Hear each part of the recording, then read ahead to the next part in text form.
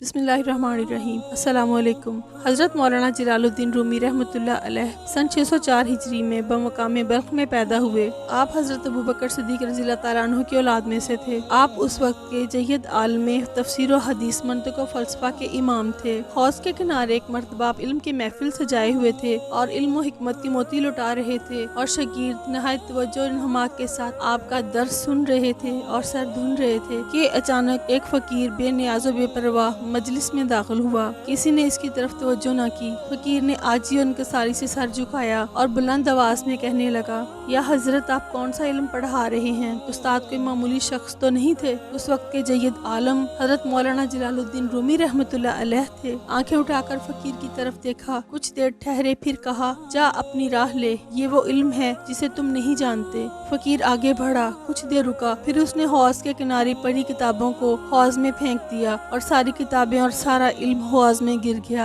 मौलाना room को गुस्सा आ गया, शागिर्द बिफर गए। सब फकीर को कोसने लगे और बुरा भला कहने लगे, तुमने ये क्या किया है, सब जाया कर दिया। फकीर थोड़ी देर सुनता रहा, फिर मुस्कुराया, हौज में हाथ डाला और सारी किताबें हौज से बाहर निकाल कर रख दी। किसी किताब पर पानी का एक कतरा भी न था। सब किताबें पहले से ज्यादा साफ हो चुकी थी। सब हैरान और परेशान थे। मौलाना रूम आगे बढ़े और कहने लगे, हजरत, ये कैसा इल्म है? फकीर मुस्कुराया और कहने लगा, ये वो इल्म है जिसे तुम नहीं जानते। ये सुनकर मौलाना रूम रहमतुल्लाह अलैह की दुनिया ही बदल गई। हजरत मौलाना रूम फकीर के कदमों में घिर गए। वो फकीर दरवेश हजरत शाह शम्स तबरेज रहमतुल्लाह अलैह थे। मौलाना रूम फिर रूमी हो गए, मंतिक़ व फ़लसफ़ा के उस्ताद न रहे। इश्क व मोहब्बत और तसव्वुफ़ के वो कलंदर बन गए। उनके अक़वाल आज भी दिल की आंखों से पढ़े और दिल की गहराइयों से सुने जाते हैं। आप फरमाते हैं, अपनी आवाज़ की बजाय अपने दलाइल को बुलंद करो। मौत का जायका सबने चखना है, मगर जिंदगी का जायका किसी किसी को नसीब होता है। तुम्हारी असल हस्ती तुम्हारी सोच है,